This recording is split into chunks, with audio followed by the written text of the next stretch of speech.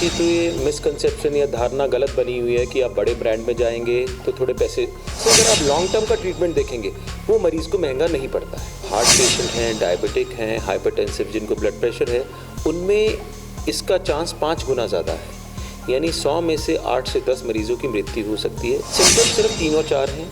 एक सिम्टम होता है सांस फूलना, दूसरा सबसे इंपॉर्टेंट है छाती में दर्द होना, जिन्होंने सबसे इंपॉर्टेंट रोल प्ले किया है, क्योंकि वही लोग कोविड ड्यूटी पर ज़्यादातर रहे हैं जो यंग जनरेशन है। एल्डरली तो 60 से ऊपर तो यूजली उनकी कोविड ड्यूटीज लगाई ही नहीं गई है। कोई भी गवर्नमेंट आएगी, अभी बीजेपी की है तो हम उसकी नेगेटिव्स गिनेंगे, कांग्रेस की आएगी तो उसकी गिनेंगे, लेकिन ऐसा नहीं है कि सरकार नहीं कर रही है। नमस्कार दर्शकों, आज हम आपकी बात करवाएंगे मेडिकल साइंस में एक बड़े नाम से, पुनीश सदाना जी से।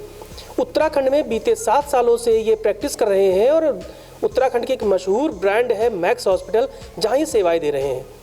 आज हम बात करेंगे हार्ट यानी दिल की, क्योंकि कोरोना काल में जिस तरह से लोगों ने काफ़ी परेशानी झेली है, कहीं ना कहीं जो घरों में बैठे बुजुर्ग हैं जिन्हें दिल की बीमारी है या कहीं ना कहीं हार्ट से वो परेशान है, उनके दिमाग में ये बात गई कि कोरोना कहीं उन पर कहीं शिकंजा ना कस ले।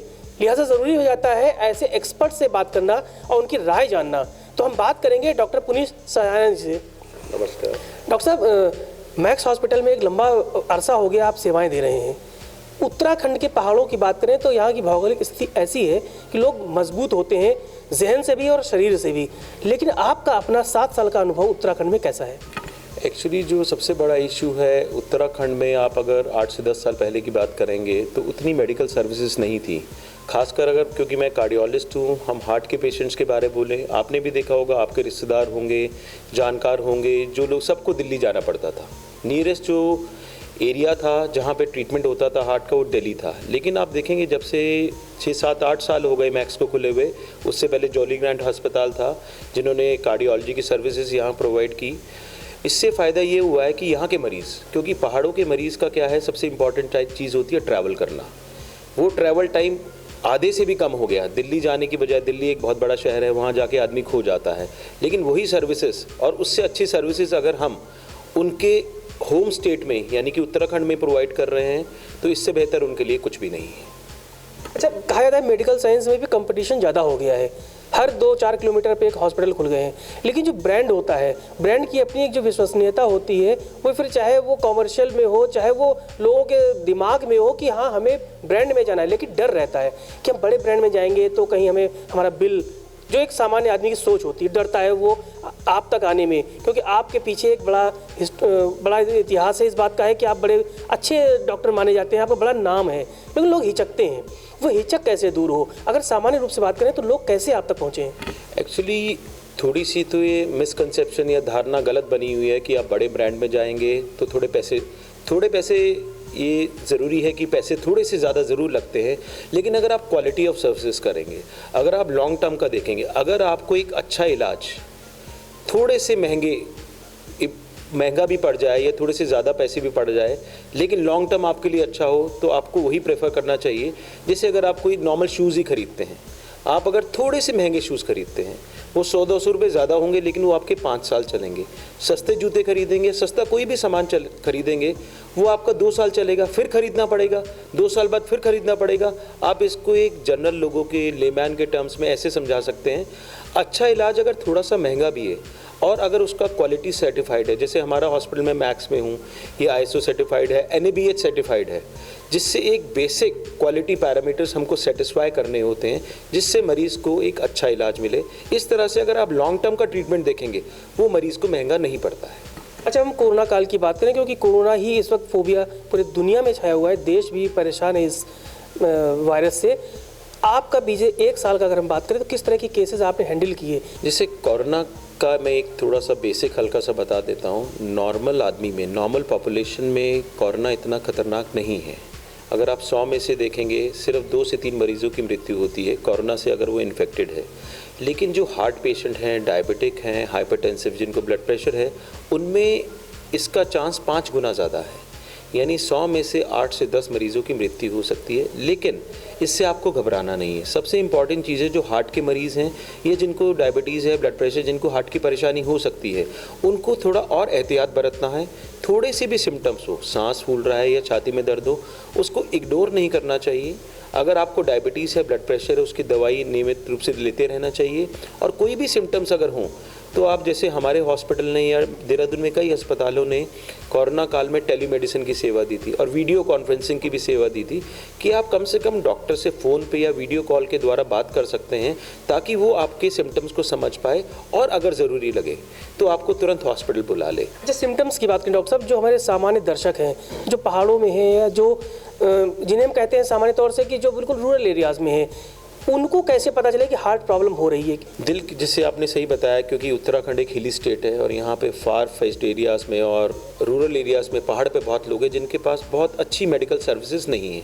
लेकिन जैसे हमारे हॉस्पिटल या कई और हॉस्पिटल्स द्वारा कई तरह के कई कैंप भी कराए जाते हैं, वहाँ पे टेलीमेडिसिन सेवाएं भी हैं, नंबर है उसका एक पर्टिकुलर, आप वहाँ पे फ़ोन के द्वारा किसी भी स्पेशलिस्ट से बात कर सकते हैं। सिम्टम्स की जहाँ तक बात है, सिम्टम्स सिर्फ 3 और 4 हैं। एक सिम्टम होता है सांस फूलना, दूसरा सबसे इंपॉर्टेंट है छाती में दर्द होना। किसी भी मरीज़ को लगता है कि जैसे पहले वो बहुत सही तरह चल लेता था, पहाड़ों पे तो लोगों को चलने की आदत है, लेकिन अभी रिसेंट पास्ट में थोड़ा 2-4 महीने से या 5-6 महीने से उसको थोड़ा दूर चलने पे सांस फूल रहा है या छाती में बहुत भारीपन लग रहा है, जैसे छाती पे बहुत वजन रख दिया है और ये चीज़ उसके हाथ में भी जा रही है और रुकने पे ठीक हो जा रही है और उसको ब्लड प्रेशर, शुगर वगैरह कुछ है तो उसको तुरंत थोड़ा एक्टिव रहना चाहिए और अपने डॉक्टर से कंसल्ट करना चाहिए। तीसरा एक सिम्टम होता है बेहोशी के दौरे आना। सपोज़ कोई मरीज़ बताता है कि पहले वो ऐसा कभी नहीं होता था उसको, लेकिन कभी कभी एकदम उसको चक्कर आ जाते हैं, आंखों के आगे अंधेरा हो जाता है। तो छाती में दर्द, सांस फूलना और चक्कर आ जाना और दिल की धड़कन का अनियमित होना, कभी बढ़ जाना या कम हो जाना, ये 4-5 सिम्टम्स हैं जो आपको प्रॉब्लम की तरफ डायरेक्ट करते हैं कि आपको हार्ट की प्रॉब्लम हो सकती है। आपको तुरंत डॉक्टर को कंसल्ट करना चाहिए। आज समय बदल चुका है, महंगे इलाज भी है और महंगी पढ़ाई भी है। जो नए डॉक्टर्स बन रहे हैं, हमारे स्टूडेंट्स बन रहे हैं, जो MBBS की तरफ जाना चाह रहे हैं, जो डॉक्टर बनने का सपना देखते हैं, उन्हें आप एक सीनियर होने के नाते, उनके गार्जियन होने के नाते क्या सलाह देंगे? जैसे कि हमारे टाइम अगर आप देखेंगे, हमारा ये टाइम है, आपका टाइम है या जो पुराना टाइम है, उस टाइम डॉक्टर्स कम थे लेकिन बीमारियां भी कम थी। आप देखिए शहरीकरण, अर्बनाइजेशन इतना हो रहा है, इसके कारण जितनी भी प्रॉब्लम्स हैं, लाइफस्टाइल डिसीजेस जैसे 2-3 हैं, ब्लड प्रेशर है, शुगर है, हार्ट की प्रॉब्लम है, ये शहरीकरण के कारण बढ़ रही है क्योंकि हम लोग ऑफिस में बैठे रहते हैं, जंक फूड खाते हैं, सैर वैर करते नहीं हैं। तो नंबर ऑफ़ डॉक्टर्स अभी हमें और चाहिए, पॉपुलेशन बढ़ रही है, प्रॉब्लम्स बढ़ रही हैं, तो डॉक्टर तो इसलिए लोग आजकल घबरा जा रहे हैं, कितनी लंबी पढ़ाई करके क्या फ़ायदा। लेकिन आप देखिए, अगर पढ़ाई ना की होती और ये कोरोना जैसा वायरस आ गया, अगर हम पिछले 5-6 साल से डॉक्टरी में किसी को एडमिशन ही मिलना बंद हो जाता है या लोग मेडिकल फील्ड को प्रेफर नहीं करते, तो बताइए इस टाइम क्या हाल होता। ये हमारे डॉक्टर्स ही हैं और ख़ासकर युवा डॉक्टर्स जिन्होंने सबसे इम्पॉर्टेंट रोल प्ले किया है क्योंकि वही लोग कोविड ड्यूटी पे ज़्यादातर रहे हैं। जो यंग जनरेशन है, एल्डरली तो 60 से ऊपर तो यूजली उनकी कोविड ड्यूटीज़ लगाई ही नहीं गई हैं। तो यंग डॉक्टर्स को घबराना नहीं है। अभी भी बहुत चीज़ें हैं जो हमने अचीव नहीं की हैं क्योंकि हर साल आप देखेंगे नई नई बीमारियां आ रही हैं, नए नए एडवांसमेंट मेडिकल साइंस में आ रहे हैं। तो आप उस चीज़ को मत घबराइए कि हमें 8 साल 10 साल पढ़ाई करनी पड़ेगी, लेकिन अल्टीमेटली आप क्या अचीव करेंगे वो इम्पॉर्टेंट है। कोविड की बात करें तो कोविड ने एक नई चीज़ दी है देश में। लोग हर्बल प्रोडक्ट हो, आयुर्वेद हो, योगा हो, यूनानी हो, जहाँ उन्हें उम्मीदें लगती हैं वो वहाँ जाते हैं और कहा जाता है कि इसका फ़ायदा भी काफ़ी हुआ है। एक्चुअली ऑल्दो तो मैं एलोपैथिक फील्ड को बिलोंग करता हूँ, लेकिन देखिए हमारे खासकर आप इंडियन हिस्ट्री को देखेंगे, हमारे तो युगों से ये सब आयुर्वेदिक चीज़ें चल रही हैं और इन सब का डेफिनेट फ़ायदा भी मिला है, इसीलिए गवर्नमेंट ने आयुष को शायद प्रमोट कर रहे हैं। लेकिन हर एक चीज़ को ना हमारे पास एविडेंस होना ज़रूरी है। जैसे आपने देखा होगा एक काढ़े का बहुत फैशन रहा है इस कोरोना, आपने भी पिया होगा, आपके घर वालों ने भी पिलाया होगा, लेकिन उसका कितना यूज़ करना है ये बड़ा इंपॉर्टेंट है। अति हर एक चीज़ की ख़राब होती है। काढ़े के कारण कई मरीज़ हमारे गैस्ट्रोएंटरोलॉजी वार्ड में एडमिट होते हैं, एसिडिटी के कारण, लिवर प्रॉब्लम्स के कारण। तो कोई भी चीज़ किसी भी फील्ड से हो, आयुर्वेदिक हो, होम्योपैथी हो, यूनानी हो, लेकिन उसके साथ एविडेंस होना ज़रूरी है, चाहे एलोपैथी की क्यों ना हो। डॉक्टर साहब, एक कंट्रोवर्शियल सवाल भी हो सकता है, लेकिन आपसे पूछने से ज़रूरी है कि आप उत्तराखंड को काफ़ी अच्छे से समझने लगे हैं। हमारे चीफ मिनिस्टर को कोरोना हुआ, वो चंद घंटों के लिए ही दून हॉस्पिटल में गए और फिर एम्स जाना पड़ा। उत्तराखंड की जो मेडिकल फैसिलिटीज़ की बात अक्सर होती है, सवालों में भी वो आती है कि प्रेगनेंसी की सड़कों पे हो जाती है, दून हॉस्पिटल में फैसिलिटीज़ नहीं है, वहाँ के जो इक्विपमेंट्स हैं वो ख़राब पड़े हुए हैं। क्या लगता है उत्तराखंड में सरकार को खास मेडिकल की फील्ड में अच्छा काम करने की ज़रूरत है, एक सोच और एक बजट की ज़रूरत है ताकि हम मेडिकल की जो फैसिलिटीज़ है पहाड़ों पर अच्छा कर सकें? एक्चुअली देखिए ना, इसमें ना हम लोगों की सबकी हैबिट है। कोई भी गवर्नमेंट आएगी, अभी बीजेपी की है तो हम उसकी नेगेटिव्स गिनेंगे, कांग्रेस की आएगी तो उसकी गिनेंगे, लेकिन ऐसा नहीं कि सरकार नहीं कर रही है। ये कोरोना एक ऐसी बीमारी है जो पूरे वर्ल्ड के लिए नहीं थी, तो इस गवर्नमेंट कर रही है, लेकिन क्योंकि ये नई चीज़ है और अगर आप देखेंगे ये स्टेट बहुत पुराना स्टेट नहीं है, मेरे ख्याल से हर एक चीज़ से कुछ नया नया लर्न करने को मिलता है। गवर्नमेंट अपनी तरफ से करती है। अब देखिए पिछले 5-6 साल में देखिए दून मेडिकल कॉलेज बन गया, जो कि एक देहरादून सिटी में कोई भी मेडिकल कॉलेज गवर्नमेंट का नहीं था। इंद्रेश था, जॉली ग्रांट है, दोनों ट्रस्ट या प्राइवेट के हैं।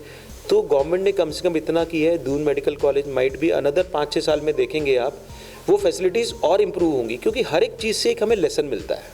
आखिर में एक सवाल, हार्ट पेशेंट्स के अलावा अगर हम सामान्य लोगों की बात करें तो रूटीन क्या हो, उनका डाइट क्या हो, और ख़ास करके अगर हम उन लोगों की बात करें जो बच्चे हैं? एक्चुअली लाइफस्टाइल मॉडिफिकेशन सबसे इम्पॉर्टेंट है। हमें कोई सफिस्टिकेटेड जिम्स में जो बहुत फैशन हो गया है जाने की ज़रूरत नहीं है। अगर आप रेगुलरली 30 से 45 मिनट की फास्ट वॉक, मॉडरेट एक्सरसाइज जिसे बोलते हैं, चाहे वो वॉकिंग हो, रनिंग हो, जॉगिंग हो, साइकिलिंग हो, स्विमिंग हो, जो भी आप अफोर्ड कर सकते हैं या जिस चीज़ में आपकी रुचि है वो आप करिए। नमक की मात्रा, चीनी की मात्रा आप कम ही रखें किसी भी एज ग्रुप से। जंक फूड को अवॉइड करने की कोशिश करें। बिल्कुल तो आप बंद नहीं कर सकते, कई बार आपको बाहर जाना होता है, लेकिन उसको आप रूटीन नहीं बनाइए कि वीकेंड पे मेरे को जंक फूड ही खाना है। आप लो सॉल्ट, लो फैट डाइट खानी है, वॉक करना है, अपने बॉडी वेट को कंट्रोल करना है। और अडल्ट्स के लिए जिनको ब्लड प्रेशर है, शुगर है, उनकी दवाइयाँ नियमित रूप से लेनी है, डॉक्टर को दिखाना है। और स्मोकिंग और अल्कोहल, स्मोकिंग तो स्ट्रिक्ट नो है। अल्कोहल की मात्रा जैसे उत्तराखंड में, क्योंकि पहाड़ी क्षेत्र है, ठंड वाला क्षेत्र, लोग लेते हैं, लेकिन उसको भी आप लिमिट में लीजिए। अगर आप लेते हैं अल्कोहल तो उसके साथ अनहेल्दी स्नैक्स को मत लें और उसे एज ए रूटीन मत बनाएं। जय भारत टीवी से इतनी बेहतरीन सलाह और बातें करने के लिए आपका बहुत बहुत शुक्रिया। ये डॉक्टर सयाना है जो मैक्स के देहरादून के हॉस्पिटल में बीते कई सालों से अपनी सेवाएं दे रहे हैं। बड़ी बेबाकी से इन्होंने सरकार का भी पक्ष रखा है कि मेडिकल साइंस में सरकार अच्छा काम कर रही है, लेकिन साथ में हिदायत आपको भी दी है कि आप अपने जंक फूड्स पे कंट्रोल करिए और अपनी डाइट पे कंट्रोल करिए, क्योंकि दिल की बीमारी वो बहुत खतरनाक होती है, लेकिन इसका एक ही इलाज है कि आप सावधान रहें। कैमरामैन प्रदीप बेस के साथ आशीष तिवारी को दीजिए इजाज़त। नमस्कार।